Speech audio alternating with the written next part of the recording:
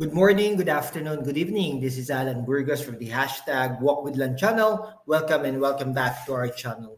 Guys, if you are not yet subscribed to our channel, please do it so now so that you can be a part of this growing family. Officially, we are now 8,872 subscribers.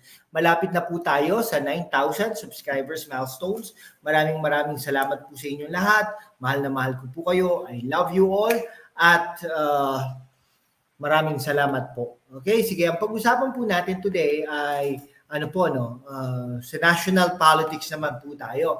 So, for the past few meetings or few episodes, ang lagi nating binabandera ay yung kay Isko Moreno at talaga naman minsan tinitira natin ang Vico Sotto. Hindi po dahil sa sa ayaw po natin si Vico Sotto. Gusto rin naman natin siya magtagumpay, kaya lang po makatotohanan lang sana. Okay? Yun, no? So, po natin, ang good governance po kasi ay ina-acknowledge po natin ang mga magagandang ginawa ng mga nakaraang administrasyon. Ganun po yun. Kaya nga po tayo nagagalit din kay Bongbong Marcos dahil parang nai-echepwera ang mga Duterte. Okay? Kaya nga po sinusuportahan natin si Isko Moreno dahil si Hani Lacuna ay tilabagang gumagawa ng aksyon para mawala ang mga ligasiya ni Isko Moreno. Okay? Yun dyan naman po sa Caloocan, tayo ay nung una ay parang sinusuportahan natin si Trillanes, ngunit parang hindi po ganun din ang kagustuhan ng mga taga Caloocan City, kaya sinusuportahan na natin ang malapitan.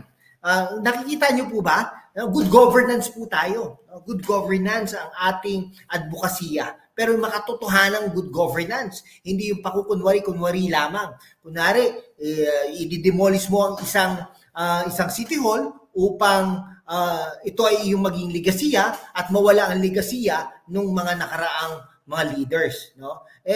Parang hindi po tama, parang may hindi tama. Kaya po sa darating na 2028, ang sinusuportahan po natin ay si Sara Duterte.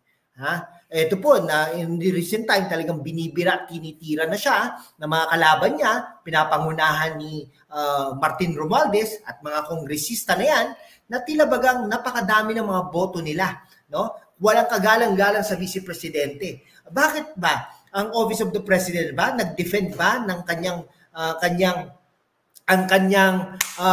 budget dyan sa Kamara de Representante? Hindi po. Ang Vice Presidente po ba ay nagpupunta po dyan pero out of courtesy ay talagang ina-approvean ang budget ng Vice President mula nung unang panahon pa hanggang ngayon. Okay? Ganun din naman ng 2023, di ba? Tumayo si Congressman Sandro Marcos na ayahan na natin, no? Out of courtesy ay talagang ibigay na natin ang budget kay Vice President Sara Duterte. Bakit po ngayon hindi na ganoon? O, di ba? Sinasabi naman wala daw politika. Sabi ni Bongbong Marcos, wala daw politika. Bakit po walang politika? In the past, hindi naman po ganoon. Kayo po ba, nag-defend po ba kayo ng budget sa Kongreso? Kasi kung mag-defend kayo, pupunta kayo dyan, mga kasama, Pangulong Bongbong Marcos, isa po ako sa tututol. Walang ginagago nyo ang Pangulo ng Pilipinas. The same thing with this, ginagago nyo ang opisina ng Vice Presidente. No? Ano yun? Kaya nga po sa 2028 ay talagang Sara Duterte tayo. Okay? Yan po ang katotohanan dyan. Nagdesisyon na po tayo, Sara Duterte, dahil sa mga pang-aalipusta na ginagawa nyo sa pangalawang Pangulo ng Pilipinas. No? Ito na-elect po ng 32 million. Regardless kung ito ay nag-i-stay pa rin 32 million sa ngayon. Pero ang sa atin po ay binoto po ito ng 32 million. No? Kayo, ilan po ba ang boto nyo? No? Mataas na po yung 400,000. National po yung party list. Pero yung iba dyan, 100,000. Si Kimbo Marikina, 100,000. Marikina, isang lang po, isang distrito ng Marikina. O ano po yun? Diba? Ano naman po yun? Yes, indeed, national kayo. District national, pero igalang nyo ang binoto ng taong bayan. No? Huwag pong ganyan. Kayo...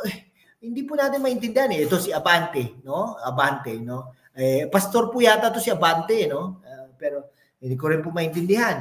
Pero sana nga po naman ay ay nagkakamali tayo. Pero tingnan nyo, no? Iba-iba po mga sinusuportahan natin, pero good governance po ang ano natin. O, Lacuna. Kasi parang si Lacuna, parang mag-ano to, mag-Vivico Soto, no? Hahayaan, walang budget, walang walang appropriations, walang pababayaan yung mga projects ni Isko until such time na makalimutan na ng mga tao. Buburahin ang legasiya ni Isko Moreno. Ganon din ang Vico Soto, no? Buburahin ang legasiya ng Eusebio. Okay? Si Trillanes, no? Kaya ang ayaw natin kay Trillanes kasi pag ito ay naupo, buburahin ang legasiya ng mga malapitan, no? Which is not good. Yes, indeed. May mga issues yan, pero wag mong buburahin ang legasiya. No? Pasig, yung mga daanan dyan. Okay? Yung City Hall dyan. Yung Green City na concept, nawala. No? Yung prevention side, nawala. Yung mga, nawawala yung mga supplies dyan sa mga health facilities. No? O yung sa mga pamantasan dyan, no? Baka later on, mawala pa yung mga kung sino nagtatag ng pamantasan. Okay? Nilalagay nila ang mga tao nila upang mawala ang legasiya ng mga Eusebio. Okay? Kaya po doon tayo, no, sa good governance tayo. No? One of the aspects of good governance is for you to acknowledge kung saan ka nanggaling. No? Kung ano yung mga ginawang maganda. Kung yung mga hindi maganda, wag na. Palitan na yon. No? Pero kung maganda naman yan, ay lalong-lalo na kung bilyong-bilyong piso ang mga gagastusin mo para mawala lang yung legasiya. Sana po magising ang mga katao. No? Hindi yung inaatake nyo ako, sasabihin nyo sa akin na parang epileptic na yan, bangag, etc. Excuse me. No? Baka kayo ang nakatikim ng drugs. Hindi ako. Okay? Nakukuha nyo po ba? Hindi porket anak ng artista, hindi porket anak ng komedyante, no? Ng isang graduate ng Ateneo, sasabihin na natin tama lagi. Hindi, may kamalian din po yan. May kabulukan din yan, no? Ngayon lumalabas na yung mga issues na yan, 'di ba? Nadidemanda na siya, no? Sana naman po ay mapatunayan niyang mali itong mga to, no? Pero kung magkaganon at ito ay mga tama, no, ano na, 'di ba? Kaya nga po maging ano po tayo, no? Hindi porket mga politiko ang nagsasabi ay maniniwala na po tayo agad. Wala po nagbabayad sa akin, no? Kahit itanong nyo kay Isko Moreno, itanong nyo kay Malapitan, itanong nyo kay mga Eusebio, no? Walang kontak, wala akong kontak sa mga yan. Pero sinasabi lang po natin yung tama lang. Okay? Mas maniniwala kayo sa isang taong hindi binabayaran. Okay?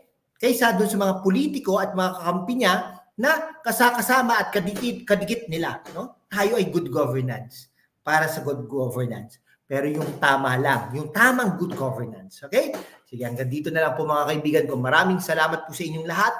God bless you all. God bless the Philippines. God bless Pasig. God bless Manila. God bless Caloocan.